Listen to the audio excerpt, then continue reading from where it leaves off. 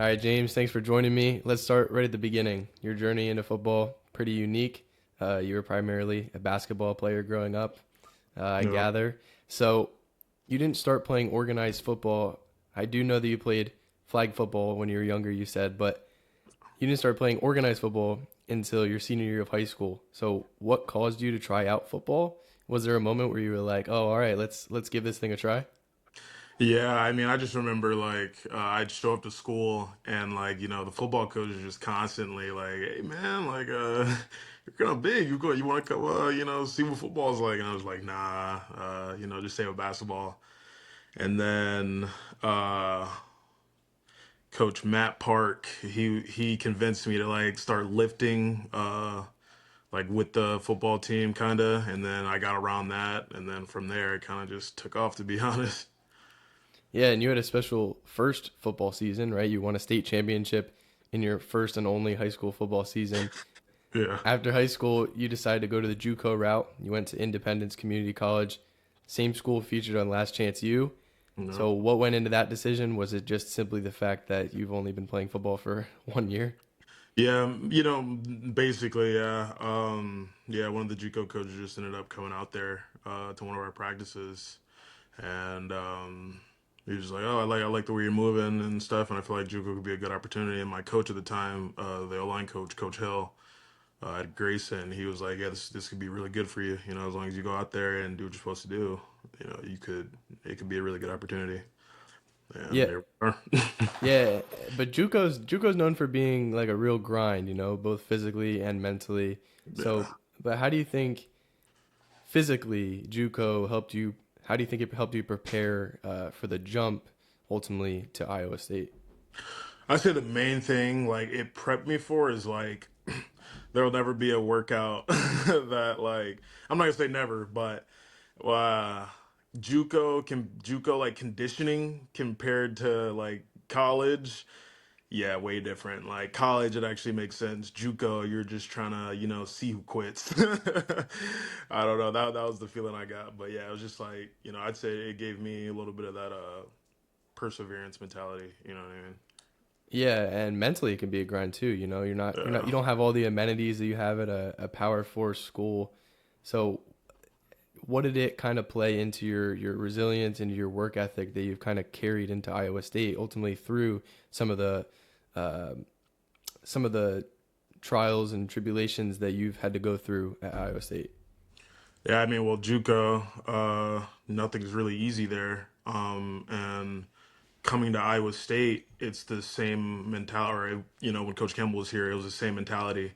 Uh, the road to the top's not easy. It's not. So, having that, coming from JUCO, coming to Iowa State, which is a program where you have to earn everything, like trust everything, and because of that, it makes you a better human, better player. So I say JUCO helped me out in that aspect.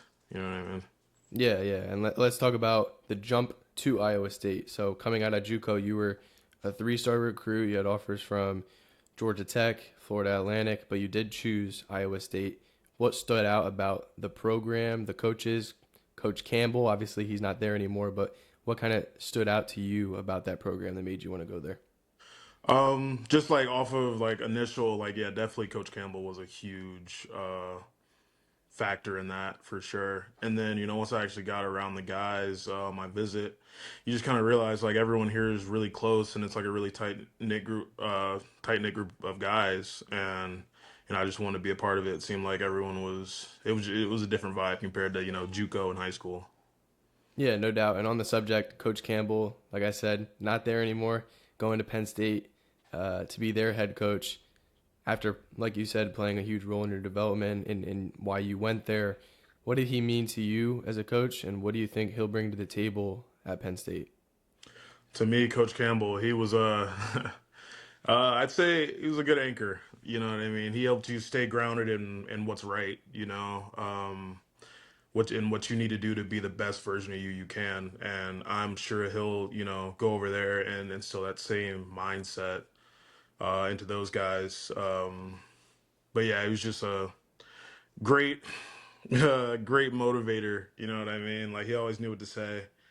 Um, and he's just a great, genuine guy. Like honestly, it's one of the most genuine people I've ever met. So Yeah, clearly had a big impact. Let's get into your time now at Iowa State with him. Um, you redshirted in 2022, but you kind of hit the ground running in 2023. You started all 13 games at left tackle.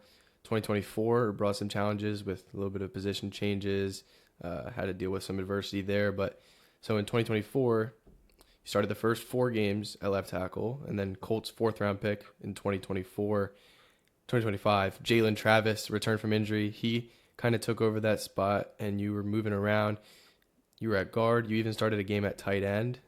You rotated a little bit. Just walk me through how you dealt with that and how you were able to go through those position changes and work through that. yeah, so I mean, it all started just like yeah, JT ended up coming in to start, but even prior to that, me and him built a really strong relationship. Like in the little bit of off season he was there, fall camp and whatnot.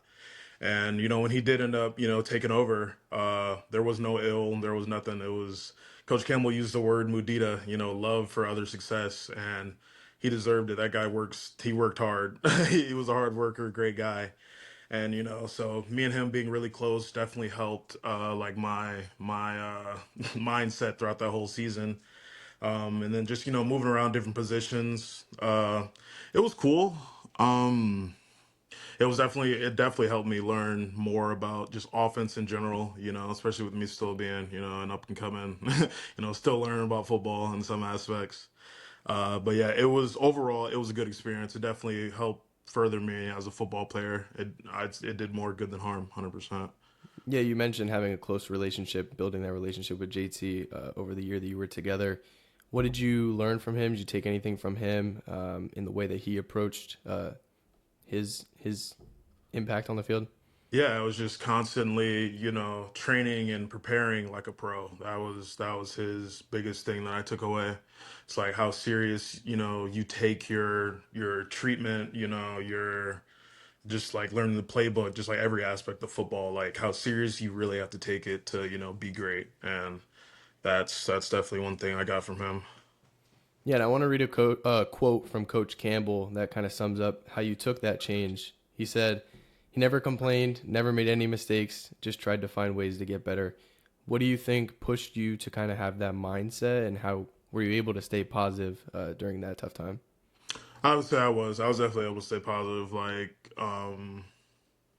obviously we were winning, so that's it's a little bit easier. But yeah, I mean the biggest thing helping me out was just like the O line room helped me stay positive, and then yeah, even Coach Campbell, just like the way he went about it. He still saw Coach Campbell and Coach Clanton still saw like my potential and how much I can do as a football player, and really wanted to try and put me wherever they could, wherever I could go to help the team. So that's definitely that helped me get through it for sure. Yeah, and that resilience definitely paid off big time this year, 2025. Um, Heading into the season, you reclaimed that starting left tackle spot full time. You started all 12 games at left tackle. You guys went 8-4 this season, had a great year. How motivating was it to get back into that full time role? And were there any adjustments that you made in the offseason in order to get that spot back and make it yours? Um, yeah, it was definitely like a confidence builder in a sense. Well, no, I'm not even gonna say that. I'd say yeah, the work I put in the off season, like I was able to, at one point, um, maybe like April, May, I ended up recomping my whole body. Like I think I started off the year like 325 or 330, and then managed to like work all the way down to like 320, 315, and like be what 19% body fat at that size. So I really feel like I was putting in the hours. My off season created the confidence that I was ready to go out and play my best season that I could. You know what I mean? Yeah, no doubt. And you, like you said, you did have a great season. You logged nearly 2,000 snaps throughout your career. But so you were in multiple positions as well. Like we said, how valuable do you think that versatility is? You're still new to football, and you're able to play these multiple positions, how valuable do you think that versatility is for ultimately your development as a lineman that is still in its early stages? I think it's huge. You know, the more you know about each position on the offensive line, the more you can help.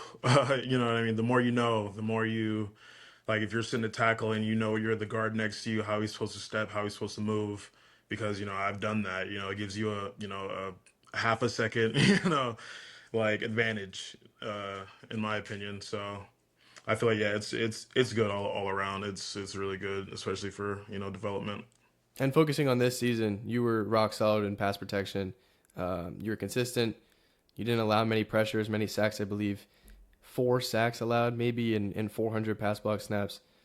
What do you attribute that to? Is it just that work in the offseason that you were talking about? What kind of goes into that consistency? Yeah, it's just really coming to work every day, trying to be, better every day, regardless of how deep you are in the season, or just where you're at mentally, just showing up every day, trying to become better. And that's what I would attribute my success to, definitely. Yeah, and like we said, coming from basketball, so you might be a little more athletic than some of these guys. How do you think coming from basketball has helped? Do you find yourself naturally being like more athletic than these guys you're going up against, or maybe having better footwork? How do you think that kind of helps your game? It's actually funny you say that because like basketball, yeah, you tend to be more athletic. Like I'm in terms of like a vert, I might be faster than a few guys, but like in some instances it kind of hurts you, like you're if you're out there moving like a basketball player at the offensive line position, it can get a little weird. So sometimes I had to break old habits like shuffling, and that's you don't really want to do that as an offensive lineman. So yeah, it was good and bad. So you had to break old habits, but you did get the athletic piece, which definitely helps in O-line play. Yeah, from playing basketball your whole childhood, playing football your senior year of high school, now in college.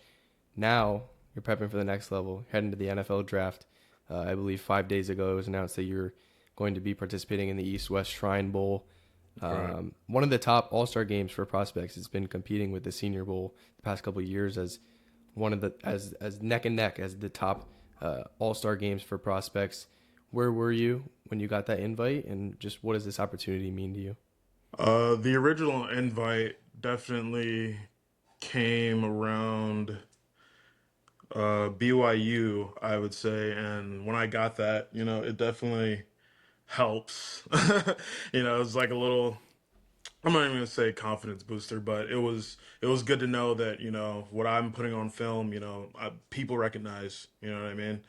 And it was just I felt great. I was excited. Family was excited. So it was a good moment overall. Do you ever get a chance? I know like football and the season is so like quick moving, fast paced. Like you're right back into it, one thing after another. Do you ever get a chance to just like take a moment and just reflect on like this whirlwind of the past couple of years and kind of what has come to be? Like you're heading to the NFL draft. You didn't start playing football until your senior year of high school. Do you ever get a chance to reflect on that? What does that mean to you? Yeah, I mean, every now and then I have these moments of like, wow, this is it's kind of crazy. Just like I was saying, like just one day I was in a weight room, trying to see if I even liked football. All of a sudden I'm, trying to be in the draft. So yeah, every now and then it's I definitely do get a chance to reflect and just realize, what I have done. But I'm always trying to grow and develop. So we talked about your journey and you're heading to the Shrine Bowl. What are you looking to prove to teams down at the Shrine Bowl? I mean, all 32 NFL teams, executives, scouts, coaches, they're going to be there. What do you want them to see from you? Um, I just want them to see, like how hard I'm willing to work to be where I need to be where I want to be, which is, obviously in the league. So just show them that I'm a hard worker. I know how to handle hard stuff, you know what I mean? And on top of that, just like show them I'm a dog. Like I was gonna be the first thing I was gonna say, but like yeah, essentially like at the end of the day, I want them to see a dog on the field. How deeply rooted is your NFL fandom, right? Because because you're a basketball guy. So Yeah. did you follow football growing up? To what extent do you know about like football history and like all No, that? yeah, I'm very not too much, but like I'd only watch like the Super Bowl when I was like younger, and then finally got to college. I'd watch games here and there, but even now, I watch the NFL more than I ever have, but just here and there. So if So I football, asked not you, so if I asked you like, let's make a top five of offensive linemen in the NFL right now, okay. would you be able to do that? What do you My think? top five, or Yeah, just like my opinion? yeah, it doesn't have to Okay. be in order. It doesn't have to be one, two, three, four, five. Just Okay, let's five see if guys I that you can think are at the peak of their games. see if I can give you five. Number one, I really like Panay Sewell. I like the way he plays. Reverse Trent Williams, Panay Sewell. uh, yeah, Trent. He's obviously the goat. Panay, great guy. Number three, I'm starting to really like. Is it Jordan Mailata? Is Yep. that the yeah for the he's a dog. And uh, his coach is great, Coach Stoutland. yeah, He does wonders with the Eagles down there. yeah, seriously. Lane Johnson, old vet, still good. um, Number five, I'll try and go with yeah, Spencer Brown. Coach Clanton coached him, and yeah, he's really yeah, he's a dog. Like we'd watch clips of him and like before practice meetings, and like yeah, because didn't he get injured, or is he injured right now? I'm not I'm not sure. sure. He's Yeah, I don't Iowa know. State guy though, right? Iowa State Yeah, alum. no, he was from UNI. Oh, Coach Clanton was with him when he was at UNI still. okay. Yeah, Hmm. making a big impact with the Bills, right? Yeah, Uh, yeah. yeah. I mean, your coach at Iowa State. He coached him, right? So Hmm. does he ever like you ever? Does he ever come around or no? Oh no, we haven't seen him. He might have been around and I might have missed him, but yeah, no. So on that note, NFL players, are there any guys that like you like to watch film of that you like to, take little bits and pieces and put that into your game? Who are those guys that you might like to watch? um I'm trying to think. The I'm really struggling with his name right now. Is it the left tackle for the Dallas Cowboys? Tyler The Smith. vet. Tyler, so it's Tyler Smith. That's what I knew it was Smith. I couldn't remember his first name. But yeah, I really liked watching him. Really consistent pass set. I just feel like he's a really good, consistent guy. So I watch him a good amount. Or um, who was the left tackle for the Green Bay Packers? He was like a new guy for me. He might not still be there. Jor- Are you talking about Jordan. Jordan Morgan? Or are you talking about like Zach Tom? Oh no, none of those. Nah, his last. No. I've seen of those guys. It must have been from like years before, but I watched him like last year. Is He was it like is a. it David Bakhtiari? Oh no, No. I can't remember. I almost want to say his last name. Like, did you say it, Jordan? I did say Jordan. Jordan Moore. He's a newer guy from Arizona. Maybe I'm not exactly sure. I just thought the last name was Jordan, but All yeah. good, all good. So we talked a little bit about you're so new to football, and with that comes a lot of untapped potential, right? You're still new to the game. There's so much for you to improve on, not only physically but mentally. There's so many different aspects of the game that you can pick up on as you head into the league. Do you think that kind of gives you a one up in this process that teams can look at you and say, "Wow, look at how far he's come in this little amount of time. Imagine what we can do if we take him and mold him into what we want to be." Do you think that kind of gives you a one up? I mean, I would hope, but um, you know, I feel like it could, but I could also see if teams just he's really new. Oh, there we go. Yeah, really new. Some teams might not want to do that, but any team that does, I'd be, yeah, they're ready to work day one, like, and they would have made a great decision in my opinion because they got a hard worker, a guy with great character. That's what I would say. Yeah, no doubt. I mean, I think when you look at a guy that is so new, has so much untapped potential, I would definitely take a shot. Like just thinking about what could we turn this player into, and I think that's what a lot of teams look at through the draft process, and we'll see with you. And as you prepare for this NFL draft process, there's a lot of steps. We're here now. You were just announced at the Shrine Bowl. You're going to be at the Shrine Bowl, so that'll be coming up in January. Then you got the pro days, you get the combine. Then the NFL draft is in April, exactly 4 months away, 5 months away. I'm not a math major. Me either. So as throughout this process, what are your goals? Is your goal to just be drafted, just get an opportunity? What are your goals there? Maybe it's just to improve throughout that process and get the opportunity. What are you looking at in terms of goals? I mean, obviously, being drafted would be lovely. But yeah, first and foremost, I just want a shot to prove myself in the league, and I feel like as long as I'm able to get that, I can really, surprise some people. So we'll see. Yeah, no doubt. And to wrap up on a positive note, one last thing before I let you go, if you had a message to everyone who supported you along the way, along this journey, your family, coaches, teammates, friends, fans, what would you like to say to them as we close this up? Okay, give me 1 second. I actually have can I read like a poem off that I actually just found this morning that I think is really like, Let's do it. hold Let's on. do it. We got you. If Coach Campbell ended up watching this, he probably thinks I'm about to pull out the man in the glass. But uh, if I had anything to say, I just want to read this out. It says, "Dear Fear, Courage and I are about to go on a road trip together. I understand you'll be joining us because you always do. I realize that you believe you have an important job in my life and that you take your job seriously. Apparently, your job is to induce complete panic whenever I'm about to do anything interesting. And may I say, you're superb at your job, so by all means, keep doing your job if you feel you must. But I also will be doing my job on this road trip, which is to work hard and stay focused on what I can control. Control will be doing its, or and courage will be doing its job, which is helping me to be brave and act with conviction in spite of you. There's plenty of room in this vehicle for all of us, so make yourself at home in the back seat. Because understand, Courage and I are the only ones who will be making any decisions and driving on this journey. I recognize and respect that you will always be part of my journeys. You're allowed to have a seat and you're allowed to have a voice, but you're not allowed to have a vote. You're not allowed to touch the road maps. You're not allowed to suggest detours. You're not allowed to fiddle with the temperature. You're not even allowed to touch the radio. But above all else, my old and familiar foe, you are absolutely forbidden to drive. And with that, yeah, don't let fear control you. Be fearless, be courageous. That'd be my message.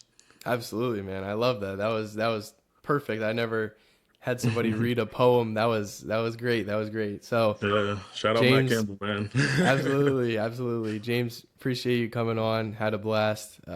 Excited to watch you throughout this draft process. And yeah, thanks again. Yes, sir. Thanks for having me, man.